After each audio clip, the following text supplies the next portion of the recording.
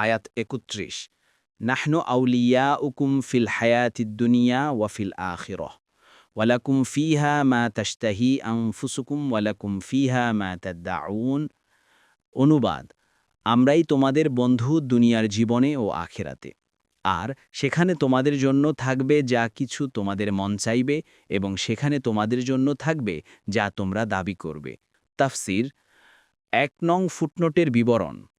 ফেরেশতাগণ মুমিনদেরকে বলবেন, তোমরা জান্নাতে মনে যা চাইবে তাই পাবে এবং যা দাবি করবে তাই সরবরাহ করা হবে।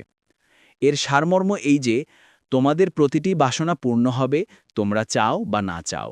অতঃপর নুজুলা তথা আপ্যায়নের কথা বলে ইঙ্গিত করা হয়েছে যে এমন অনেক নেয়ামতও পাবে যার আকাঙ্ক্ষাও তোমাদের অন্তরে সৃষ্টি হবে না। যেমন মেহমানের সামনে এমন অনেক বস্তুও আসে যার কল্পনাও পূর্বে করা হয় না, বিশেষ করে যখন কোনো বড় লোকেরা মেহমান হয়। এক হাদিসে রাসূলুল্লাহ সাল্লাল্লাহু আলাইহি ওয়াসাল্লাম বলেন, যদি জান্নাতি ব্যক্তি নিজ গৃহে সন্তান জন্মের বাসনা করে, তবে গর্ভধারণ, প্রসব, শিশুর দুধ ছাড়ানো এবং যৌবনে পদার্পণ সব এক মুহূর্তের মধ্যে হয়ে যাবে। তিরমিজি 2563।